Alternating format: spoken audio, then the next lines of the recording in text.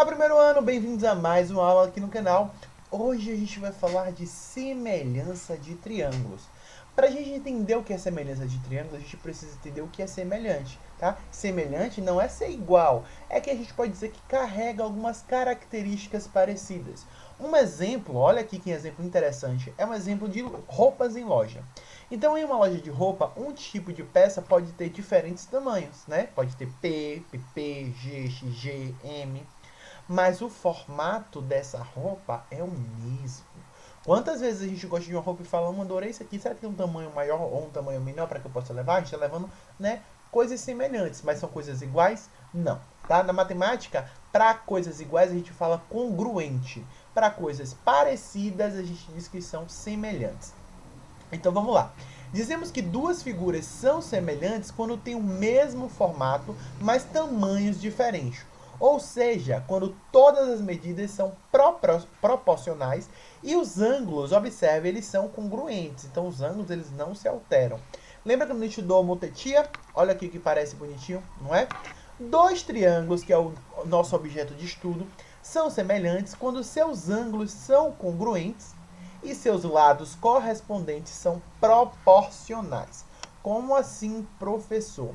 Então, observe aqui, ó. Nós temos esse triângulo aqui. Observe que esses ângulos, né? Esses ângulozinhos aqui, o ângulo A é congruente a esse ângulo D, tá? Tem a mesma medida. Esse ângulo B aqui, vou até fazer dois tracinhos, ó. É congruente a esse E aqui, então dois tracinhos. E esse C, que eu vou fazer três tracinhos, não vou conseguir, mas consegui sim, é congruente a esse aqui, tá bom? Então a gente tem a seguinte proporção, né? Os lados correspondentes, eles são proporcionais. Então a gente pode dizer, observe, ó, A está para D, tem uma proporcionalidade. Se a gente divide, a gente encontra o mesmo valor. É a mesma coisa quando você pega, né, os outros lados correspondentes. Ó, C está para F. E o lado B, ficou meio tortinho, né, turma? Mas tudo bem, vocês já estão acostumados com isso. Está para o lado E. Observem, esse F ficou parecendo um C. Vou botar um negocinho aqui para diferenciar. Ficou feio, né, turma? Vou consertar ele aqui. Ficou feioso. Então, vou botar aqui. Ficou tão feio que eu vou chamar ele de cair. Então, observe, ó. Então, esses lados aqui, eles são proporcionais, são correspondentes proporcionais. Agora, observe que nem sempre vai estar assim bonitinho, ó. Lado C esse, lado C aqui. Às vezes o triângulo pode estar, né, de cabeça para baixo, inclinado.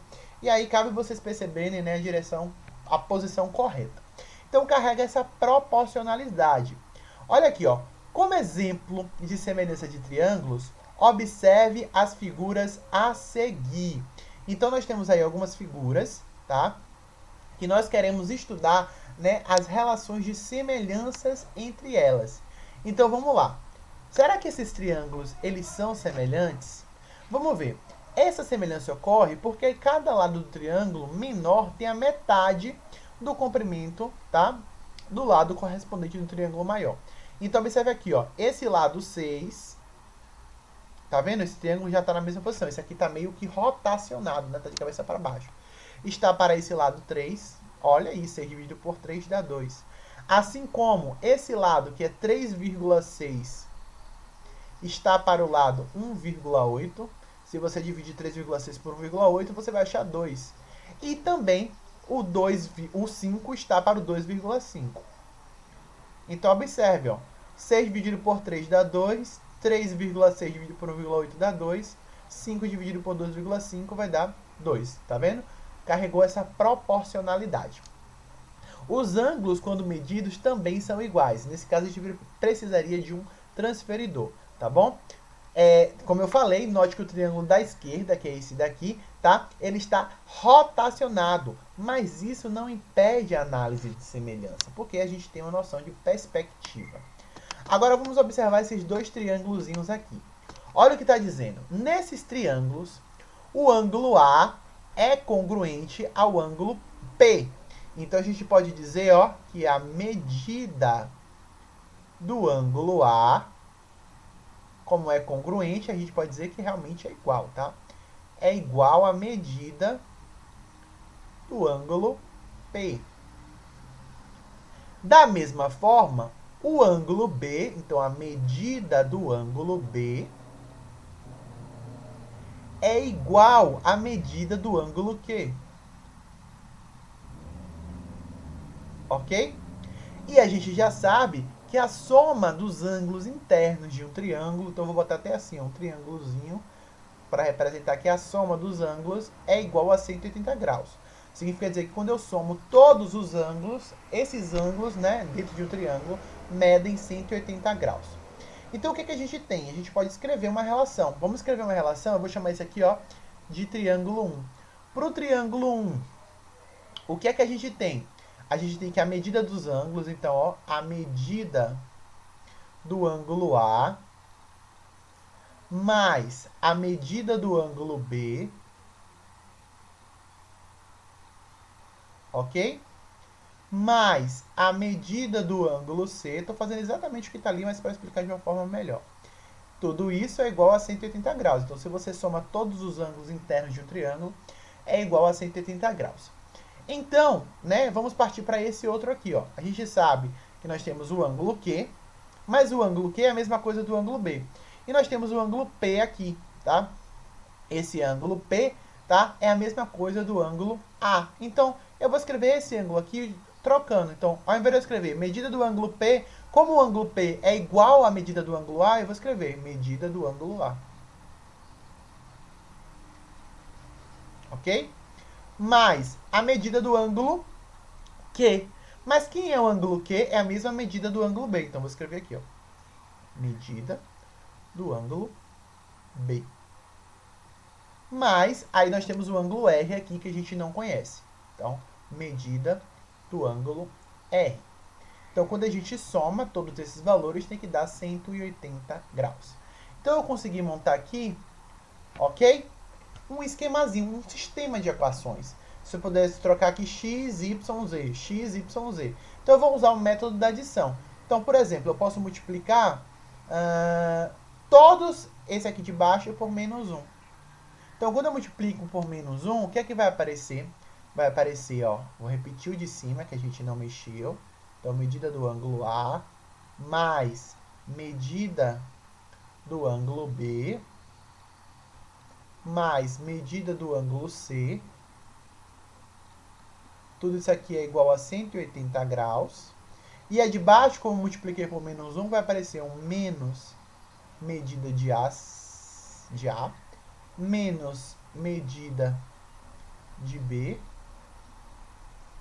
menos medida de R.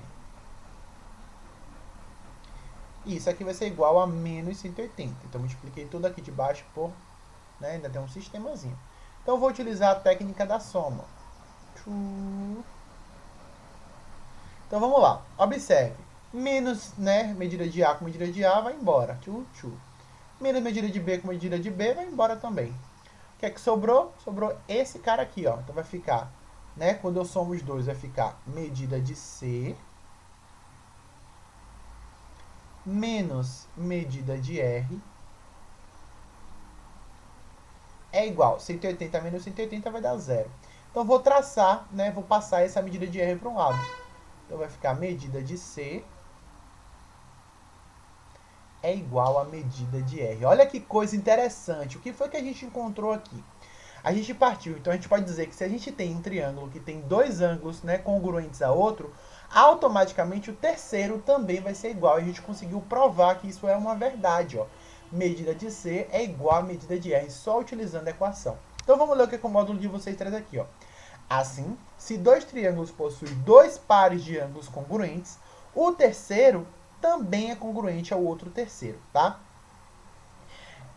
E esses triângulos vão ser semelhantes. Logo, concluímos que para dois triângulos serem semelhantes, basta que tenham dois pares de ângulos congruentes e as medidas de lados correspondentes proporcionais. Então, a gente conseguiu reduzir ainda mais. Para dois triângulos serem semelhantes, precisam que todos os lados correspondentes sejam proporcionais e que possua pelo menos dois pares de ângulos congruentes. Não precisa nem ser três. Tendo dois e os lados proporcionais, então esse triângulo ele já vai ser semelhante. Vamos falar de consequências, né, do conceito de semelhança. Como assim consequência? Com essa coisa que a gente conseguiu falar agora sobre semelhança, a gente pode definir outras coisas. Vamos lá, ó. Olha que coisa interessante. A ocorrência dos requisitos mínimos para a semelhança de dois triângulos é característica comum de alguns casos especiais de construção que envolve retas paralelas.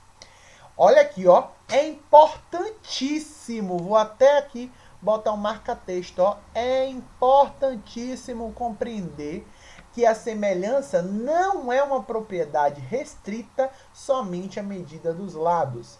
Se dois triângulos são semelhantes, então a semelhança se estende também a todos os segmentos correspondentes dentro dessa figura. Tá bom? Vamos falar de dois deles. Vamos falar de paralelas. Olha aqui. Toda paralela de um triângulo que intersecte os outros dois lados vai determinar um novo triângulo semelhante ao original. Então, como assim? Ó? Eu tenho esse triângulo grandão rosa aqui e tracei essa paralela aqui. Ó. Essa paralela, vou tentar cobrir, será que consigo sem ficar torto? Obviamente que não. Então, ó, essa paralela DE aqui, ó. Observe que se formou um triângulo pequenininho aqui. Esse triângulo pequenininho, a gente pode dizer que ele é semelhante a esse triângulo maior aqui. Isso quer dizer o quê? Quer dizer que os lados são proporcionais e que os ângulos internos são congruentes.